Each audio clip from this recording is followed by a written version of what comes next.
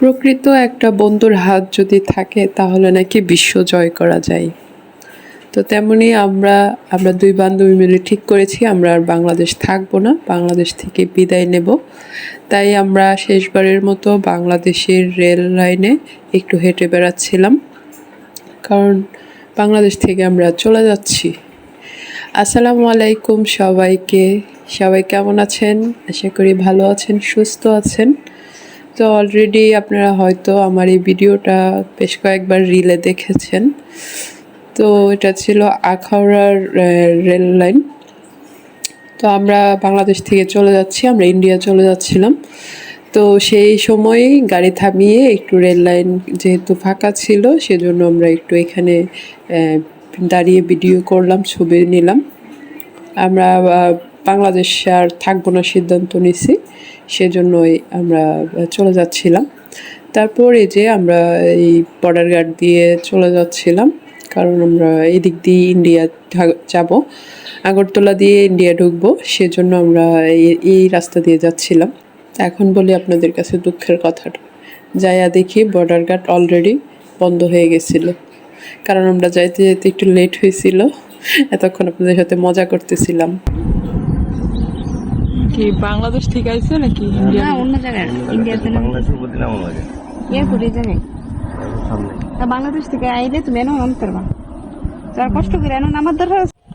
ওই যে ইন্ডিয়ার পতাকা, আপনারা তো মনে করবেন মিথ্যা কথা কইছি।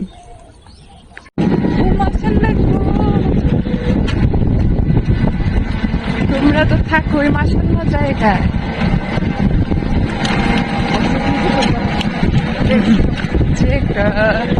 ওরে বেশ মাসাল্লাহ মাসাল্লাহ।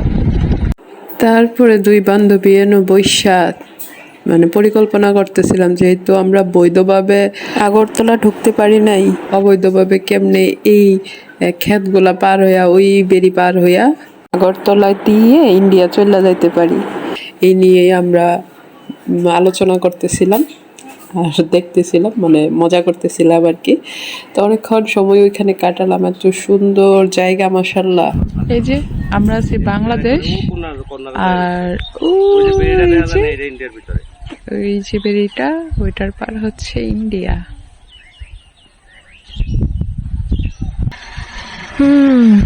ভালো ভালো সুন্দর সুন্দর বাংলাদেশ ইন্ডিয়া।